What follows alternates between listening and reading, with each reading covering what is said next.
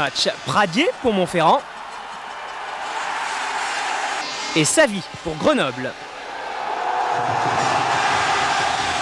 Grenoble, grand favori, mais le jeu est montferrandais, le panache est montferrandais. Illustration avec cette action et ce débordement des trois quarts auvergnats, bien relayé par leurs avants. Pas d'essai au bout, mais tout cela ravit le public. Et Victor Boffelli, l'entraîneur de Montferrand.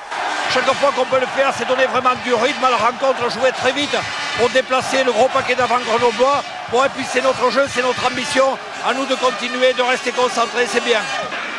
15-12 pour Grenoble à la mi-temps, que des coups de pied de chaque côté, mais tout cela change en seconde période. Avec cette attaque montferrandaise, Herry, Lermet et Philippe Saint-André qui va aplatir entre les poteaux. Montferrand reprend l'avantage, essaie de transformer. Jamais Grenoble ne reviendra dans le match. Et c'est même Pradier au contraire qui donne une large victoire à l'ASM dans les toutes dernières minutes. Score final 22-15.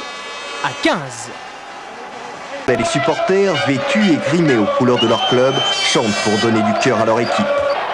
Comme prévu, lors de la première mi-temps, les avants de Grenoble imposent leur puissance. Emmenés par les internationaux Merle, Brouzet, De Vergy et Landreau, ils dominent les phases de conquête. Les Montferrandais souffrent mais ne plient pas. Défense héroïque de la troisième ligne. Résultat, pas d'essai et partage des pénalités. 4 pour chaque équipe, plus un drop de Grenoble qui mène donc à la mi-temps 15-12. En deuxième période, changement de configuration. Les Montferrandais élargissent le jeu. Leurs deux chefs de file, Lermet, le capitaine, et Philippe Saint-André, le 3 quarts du 15 de France, sonnent la révolte. Ils sont tous les deux à la conclusion de cette superbe action collective.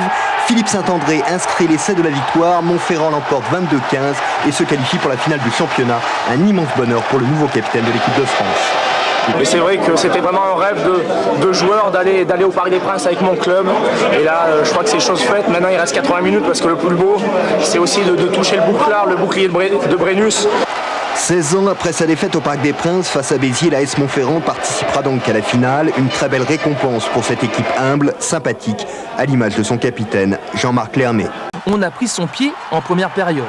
4 pénalités réussies par le Grenoblois Savy, un drop inscrit par son coéquipier Guaran, plus 4 pénalités du Montferrandais Pradier.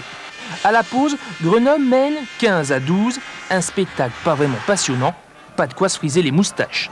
Heureusement, tout s'accélère en seconde période, Montferrand domine et inscrit logiquement le seul essai de la rencontre, un essai signé Philippe Saint-André.